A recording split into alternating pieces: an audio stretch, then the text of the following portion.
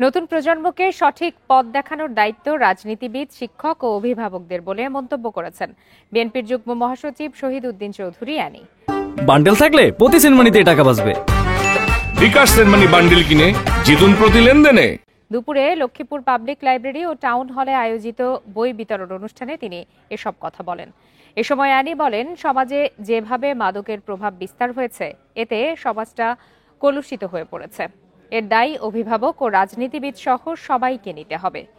নতুন প্রজন্মের সামনে যদি সবাই এক হয়ে কাজ করে, তাহলে সমাজ থেকে অন্যায়, অত্যাচার দূর করা সম্ভব হবে বলেও মন্তব্য করেন তিনি।